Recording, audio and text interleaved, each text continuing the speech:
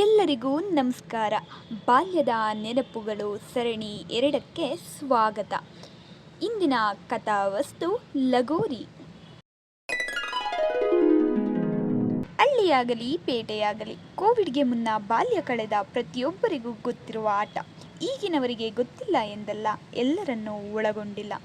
ಬಹು ಸೂಕ್ಷ್ಮತೆಯಿಂದ ಹೊಡೆತವನ್ನು ತಡೆಯುವ ಕಲ್ಲುಗಳ ಹುಡುಕಾಟದಲ್ಲೇ ಪ್ರತಿ ಕಲ್ಲಿನ ಲಕ್ಷಣಗಳನ್ನು ಆರ್ಕಿಟೆಕ್ಚರ್ ಓದುವ ಮೊದಲೇ ಕಲಿತು, ಸಿವಿಲ್ ಇಂಜಿನಿಯರ್ಗಳಂತೆ ಪ್ರತಿ ಕಲ್ಲನ್ನು ಒಂದರ ಮೇಲೊಂದರಂತೆ 7 ಅಥವಾ 9 ಕಲ್ಲುಗಳನ್ನು ಜೋಡಿಸಿ ಆಡುತ್ತಿದ್ದ ಆಟ. ನೆರೆದವರಲ್ಲಿ ಹಿರಿಯರಿಬ್ಬರು 2 ತಂಡದ ನಾಯಕರಾಗಿ ಇಂದಿನ IT-BT ಕಂಪನಿಗಳು ಅರ್ಹತೆ ಹೊಂದಿರುವವರನ್ನು ತೆಗೆದುಕೊಳ್ಳುವಂತೆ ತಮ್ಮ ತಂಡಕ್ಕೆ ಬೇಕಾದವರನ್ನು ಸೇರಿಸಿಕೊಳ್ಳುತ್ತಿದ್ದ ಅಂದಿನ ಮ್ಯಾನೇಜರ್ಗಳು ಅವರು.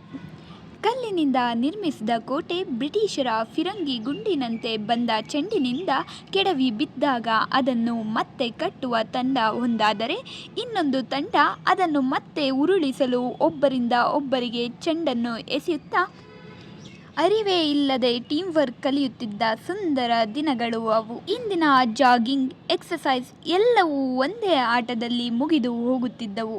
ಇನ್ನು ಚೆಂಡು ಎಲ್ಲೋ ಕಳೆದು ಹೋದಾಗಲೋ ಅಥವಾ ಕಾಲಕ್ಕೆ ಸಿಗದಿದ್ದಾಗಲೋ ಮನೆಯಲ್ಲಿದ್ದ ಎಲ್ಲ ಪ್ಲಾಸ್ಟಿಕ್ ಕವರ್ಗಳನ್ನು ಸುತ್ತಿ ಗಟ್ಟಿಯಾದ ದಾರಗಳಿಂದ ಕಟ್ಟಿ ತಮ್ಮ ಕ್ರಿಯೇಟಿವಿಟಿಯನ್ನು ಪ್ರದರ್ಶಿಸುತ್ತಿದ್ದ ದಿನಗಳು ಅವು. ಈ ರೀತಿ ಎಲ್ಲದರಲ್ಲೂ ಉತ್ಸುಕತೆಯಿಂದ ಇದ್ದವರು ಅದ್ಯಾವಾಗ ಲಗೋರಿ ಆಡುವುದನ್ನು ಬಿಟ್ಟೆವೋ, ಜೀವನ ಯಾವಾಗ ನಮ್ಮೊಂದಿಗೆ ಲಗೋರಿ ಆಡುವುದನ್ನು ಶುರು ಮಾಡಿತೋ ಗೊತ್ತೇ ಆಗಲಿಲ್ಲ.